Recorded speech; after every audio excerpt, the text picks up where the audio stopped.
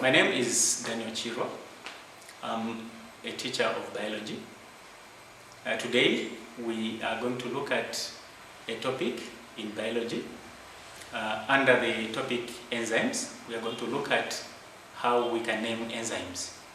So we'll be able to look at a part where we look at the naming of enzymes.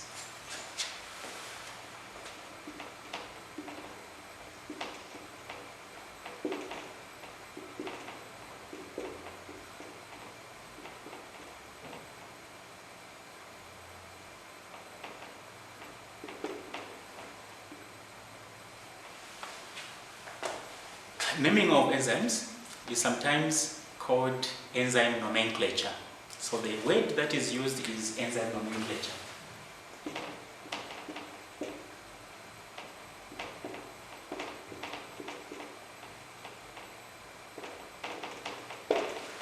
Okay?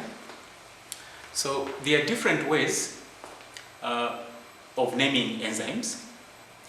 One way is a system where we use the name of the substrate, and at the end of the name of the substrate we add what is called a suffix, and this suffix is the ASE. So the name of a substrate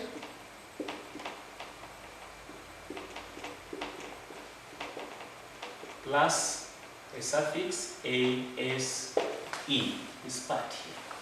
So that's what we're talking about today.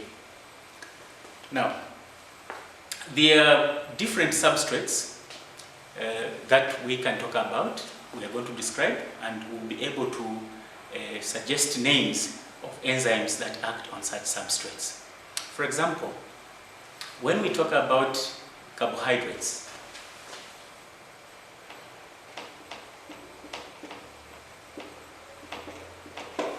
okay? So carbohydrates are acted upon by enzymes which are named carbohydrases. So they are called carbohydrases. That's a plural form, but one, if we want to talk about the singular part, we say carbohydrates.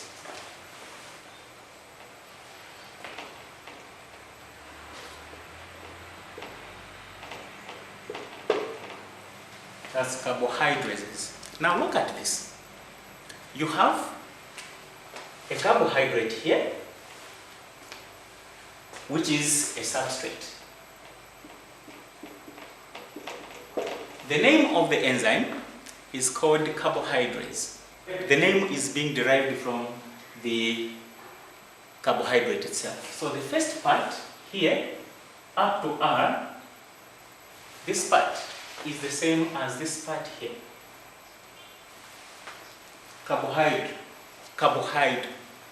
Then we add the ASE, the suffix we talked about here, this suffix, the ASE. But we have added an S to make it plural, since this part is in plural. So the name of the enzyme becomes the carbohydrates. The plural form is carbohydrases. Let's look at the specific examples of these carbohydrates and their enzymes that act on them. For example, you can talk about a carbohydrate which is known as starch.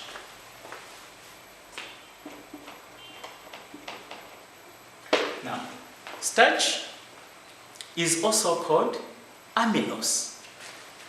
So the other name is called amylose.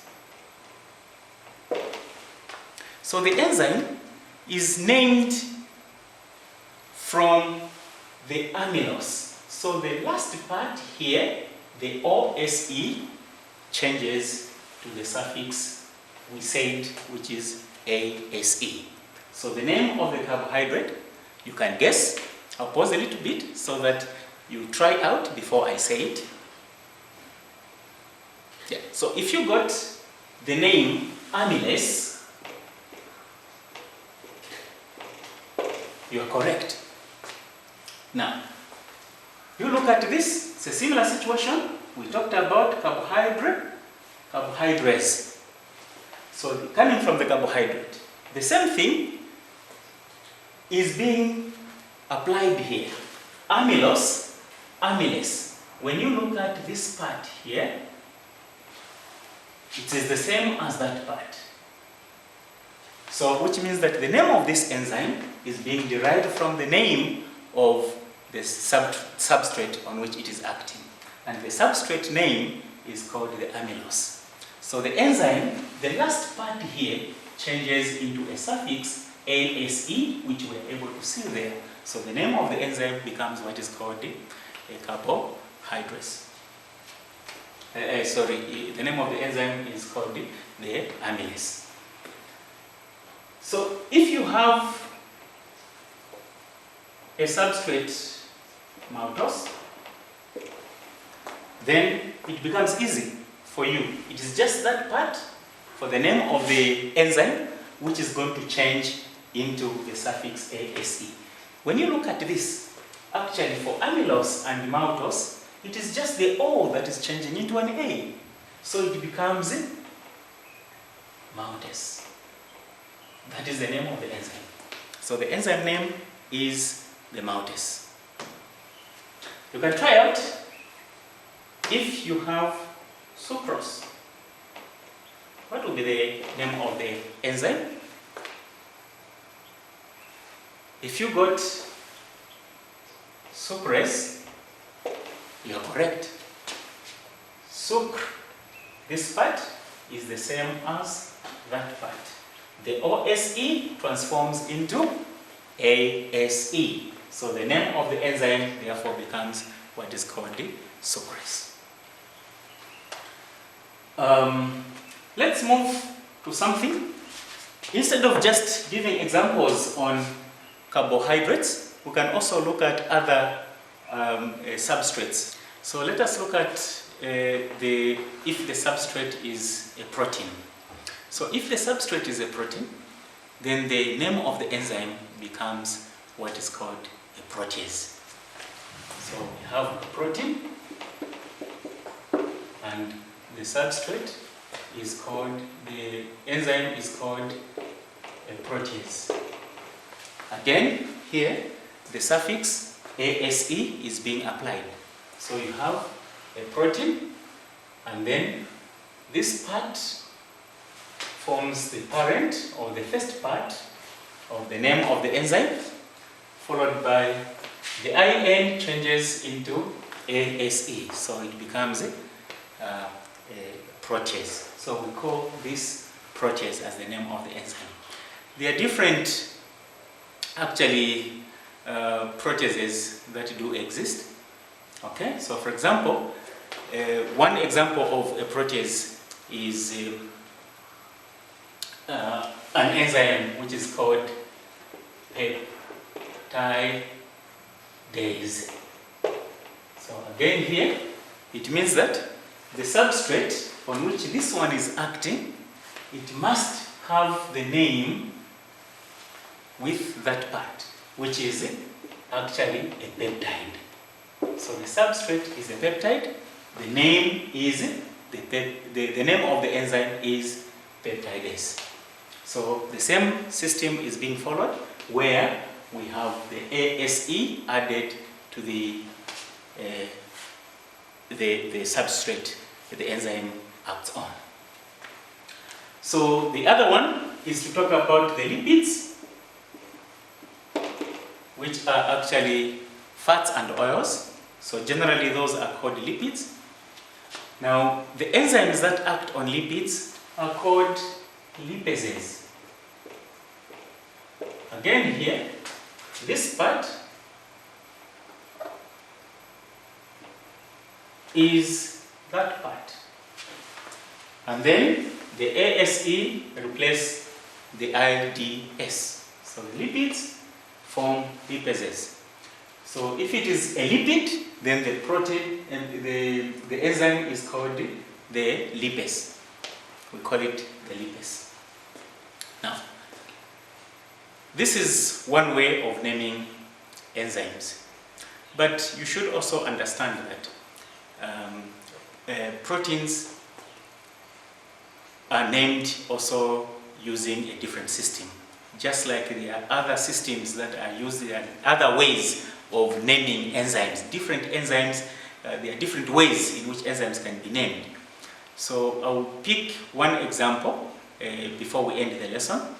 One example is what we are going to look at when we look at how proteins, the enzymes that act on protein substrates are named. So the other way, instead of using the ASE, proteins are named with the suffix ending in IN. So you have so many enzymes that are named with the suffix ending in IN. So these may include what we call renin. So this is actually an enzyme which is found in the stomach, normally responsible for the catalyzation or digestion of milk, especially in children and those that have a milk diet. So renin is an enzyme that actually acts on such proteins that are found in milk. Then we have another enzyme known as pepsin. You can see that there's a system that is being followed. These enzymes are ending in IN. That's a different system, different from the one that we are using, ASE. Okay? We have another enzyme we can give as an example, trypsin. So most proteins, instead of following the ASE suffix with the parent name, which is the substrate on which it acts, they use a suffix IN. Okay, so they end with IN in the name. So we have renin, pepsin, trypsin. I've given you this because these you'll be able to meet them in the subsequent topics that we are going to cover in biology. So now, if you are watching this lesson from my YouTube channel, you can hit the subscribe button. It is free of charge. You just subscribe so that you can get the notifications each time I upload new videos. For now, I think we've come to the end of the lesson. See you next time.